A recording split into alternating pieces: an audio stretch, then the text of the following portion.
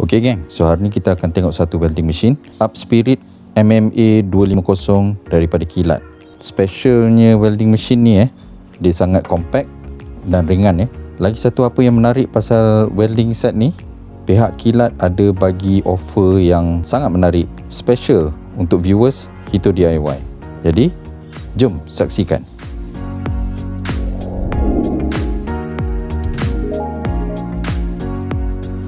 Okay geng, Assalamualaikum, selamat datang ke channel saya. So hari ni kita akan tengok welding machine. Hari tu saya dah test dah dekat decking project. Kalau ada tengok video tu, saya gunakan welding machine ni untuk weld setiap joint pada C channel dia.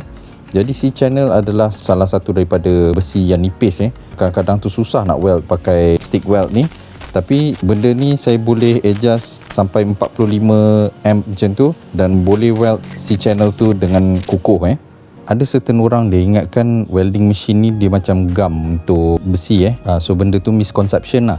So dia sebenarnya dia akan fusekan dua besi tu, walaupun saya pakai kayu anggap benda ni besi, dia akan cairkan besi tu dan dia akan letak filler material ni di antara dia lah, untuk fillkan dia punya gap dia.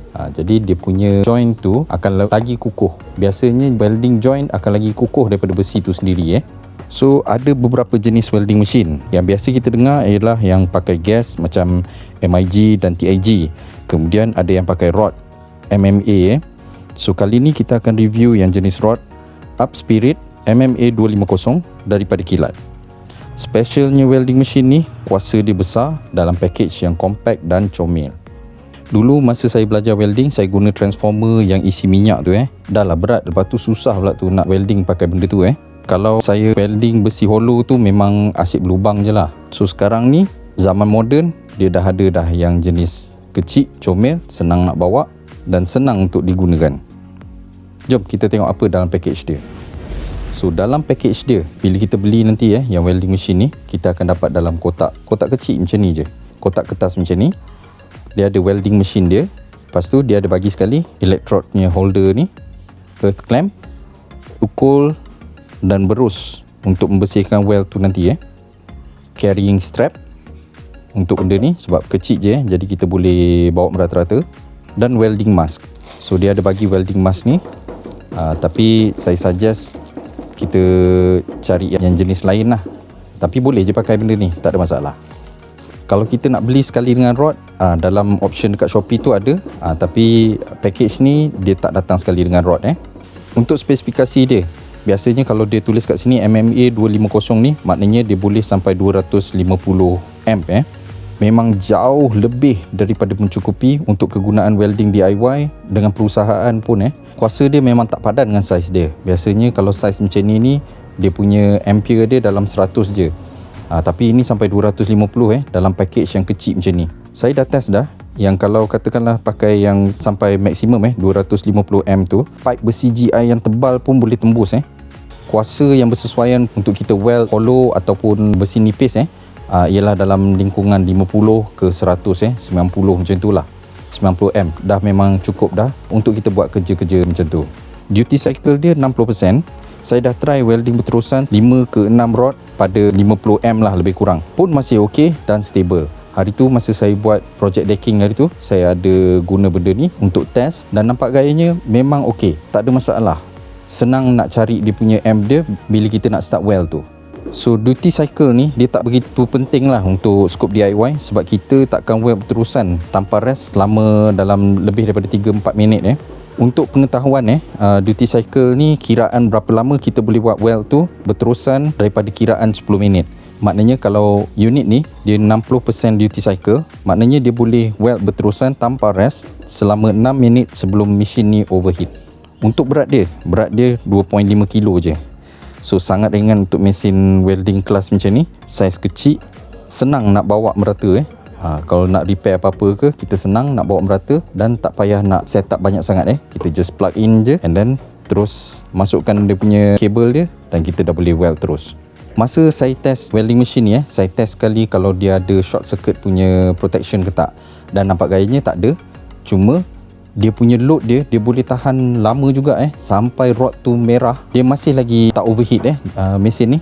Tapi bagi saya benda tu tak berapa penting untuk short circuit cut off tu, sebab kita akan cuba melepaskan rod dari melekat dalam masa terdekat. Saya dah test dah, welding machine ni masih mampu menahan sampai seluruh rod tu menjadi merah dan welding machine masih lagi tak terbakar. Satu tips kepada pengguna yang baru berjinak-jinak dengan welding, kalau terjadi rod melekat dan tak boleh dilepaskan, lepaskan rod tu daripada holder. Jadi kita buka holder tu, lepaskan terus rod tu dan tunggu sejuk sikit untuk patahkan rod yang melekat. Walaupun tak ada short circuit protection, dia masih ada overheat protection. Saya tak dapat nak test benda ni sampai overheat, tapi saya sure lah dalam kegunaan biasa-biasa memang welding machine ni takkan overheat lah. Untuk penggunaan dia, first sekali, yang paling penting, kita kena pakai PPE yang bersesuaian. Pakai jaket denim ataupun apron leather, glove welding yang sesuai, seluar panjang jeans ke, dan bukan kasut jenis fabric, sebab percikan api daripada rod welding agak banyak. So percikan tu nanti memang panas. So kalau pakai selipar je memang akan kena kaki nanti dan akan melecur. Semua saya dah pernah kena masa dulu-dulu welding pakai seluar pendek, lepas tu habis sunburn kulit kaki, mata berpasir pun pernah, dan memang seksa lah kalau kena benda tu. Jadi ambil langkah berjaga-jaga, sediakan PPE yang sesuai bila guna mesin ni. So pada bahagian depan dia ni, dia ada dia punya current meter. So ini adalah benda yang sangat best, sebab dulu kita tak dapat nak set, kita tak dapat nak agak berapa current yang kita pakai masa tu. Jadi sekarang ni kita dah boleh set dah, dan katakanlah kita dah buat percubaan dulu untuk 90 sesuai untuk besi hollow saiz 1.2 tu, nanti kita boleh set terus 90 dekat sini. Lepas tu kita boleh start welding lah, tak payah lagi nak mencari lagi dia punya amp. Biasanya yang tak ada meter tu saya tak berapa suka lah. Yang ada meter ni biasanya harganya 200 lebih.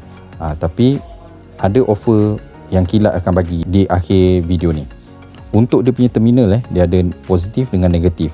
Jadi dia ada tulis kat sini. Biasanya untuk kegunaan biasa, kita akan letak holder elektrod ni pada positif. Jadi cara dia just masukkan dan pusing. So biasanya kita akan letak pada positif untuk elektrod holder. Bila dah advance sikit nanti, kita akan tahu bila nak letak elektrod pada lubang negatif. Masih lagi boleh guna. Memang untuk MMA kita boleh tukarkan terminal dia, elektrod letak dekat negatif. Saya sebenarnya dah biasa pakai untuk welding besi nipis. Saya akan pakai pada terminal negatif, sebab pada saya rasa macam kalau gunakan elektrod ni pada negatif, dia senang sikit nak control bila welding besi nipis. Tapi hari tu masa saya test dengan project decking saya letak dekat positif untuk test macam mana dia punya pergi dia, dan saya tengok semua benda okey. Boleh, masih lagi boleh nak control. Ada juga yang tembus, tapi masih lagi boleh control. Kalau kita nak pakai welding rod, ada satu tips yang saya boleh bagi. Dapatkan elektrod yang berkualiti.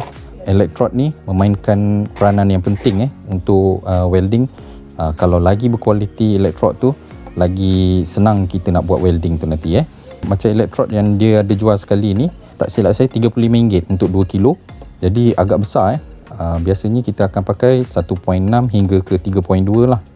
So 3.2 ni dia akan masukkan filler lagi banyak lah masa kita weld tu nanti. Elektrod ni semua memang sensitif pada air dan angin. Jadi kalau katakanlah kita nak simpan tak guna lama, pastikan kita simpan dalam bekas yang kedap. Kalau tak nanti dia bila dia masuk angin, kita nak weld nanti pun agak susah. Untuk maintenance, benda ni dia ada kipas yang agak kuat untuk menyejukkan dia punya komponen dalam ni. Maintenance dia hanya perlu pastikan yang kipas dia sentiasa bersih lah, dan dalaman dia ni bersih, sebab dia akan sedut angin daripada sini pergi ke belakang. Jadi takut nanti habuk-habuk semua akan masuk dalam ni, dan proses penyejukan tu tak efisien lah. Harga dia untuk masa yang terhad, pihak Kilat ada memberikan offer yang sangat menarik khas untuk viewers Hitur DIY. Harga mesin welding ni adalah RM199 di Shopee, dan untuk viewers Hitur DIY, pihak Kilat telah memberikan offer code untuk mesin ni pada harga hanya RM150 sahaja. Offer code ni saya letak dekat ruangan post ni, dan saya sarankan ambil peluang ni. Saya memang recommend mesin welding ni sebab saiznya compact dan kuasanya amat mencukupi, bukan sahaja untuk DIY, tapi kegunaan dekat site pun memang boleh sangat. Jadi ambil peluang ni sementara masih ada. Tapi ingat, kena beli PPE dan welding rodnya sekali. Welding rod yang dia ada jual sekali ni saya dah test, boleh pakai. Rodnya saiz 3.2mm, agak besar tapi boleh pakai. Okey, sekian dulu review kali ni. Jangan lupa follow FB saya Hito DIY, subscribe channel saya di YouTube dan TikTok.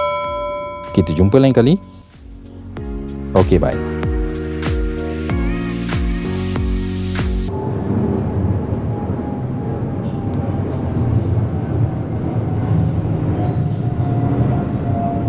Kapal terbang.